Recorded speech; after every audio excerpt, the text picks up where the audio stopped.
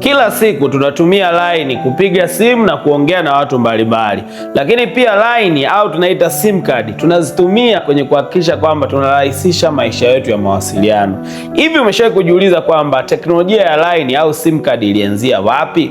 Mwanzo kabisa sim card ilikuwa ni dude fulani kubwa sana, ambao sim card maana yake ni subscriber identity module. Sim card ilikuwa inaendelea kuwa ndogo zaidi kulingana na nyakati ambazo zinaendelea kusogea. Kwa hiyo zamani sim card ilikuwa ni kubwa kuliko ambavyo tunaiona sasa hivi.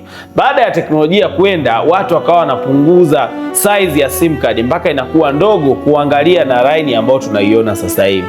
Na sasa hivi dunia imeshatoka kabisa kwenye kuwa hata na hii line ndogo ya plastiki ambayo tunayo, watu wanatumia eSIM, ambapo matumizi ya eSIM hayalazimishi mtumiaji au subscriber kutumia line, lakini huko ametumia ile chip ya plastic, atatumia moja kwa moja ndani ya simu yake. Hii inaonyesha kwamba kadri teknolojia inavyozidi kwenda, watu wanaendelea kuiboresha.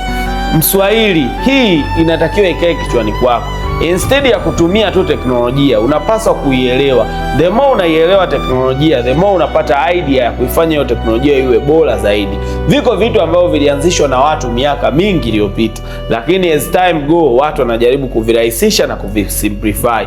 Watu wanapambana na teknolojia ili iwe ndogo zaidi, lakini watu wanapambana na teknolojia ili ifanyike haraka zaidi. Watu wanapambana na teknolojia ili iwe rahisi, lakini watu wanapambana na teknolojia ili iwe rahisi. Kwa hiyo wewe kama kijana wa Kitanzania ni muhimu sana kuisoma teknolojia na kuielewa. Sisi kama Swahili Family tumeanzisha platform ambayo inaweza kukuunganisha wewe pamoja na vijana wenzio. Unachotakiwa kufanya ni kwamba nenda Play Store, ka download Swahili Family app. Kupitia application hii utaweza kuposti picha ya bidhaa mbalimbali ambazo unaziuza, utaweza kupata connection na wafanyabiashara mbalimbali, utaweza kuchati na wenzio kupitia application hii, lakini kubwa zaidi utaweza kupata tips mbalimbali za biashara na kushare bunifu zako ambazo unazo. Instead ya kutumia tu social media kikawaida, sasa unaweza ukajiunga na jamii kubwa ambayo inakuunganisha wewe pamoja na vijana wenzako.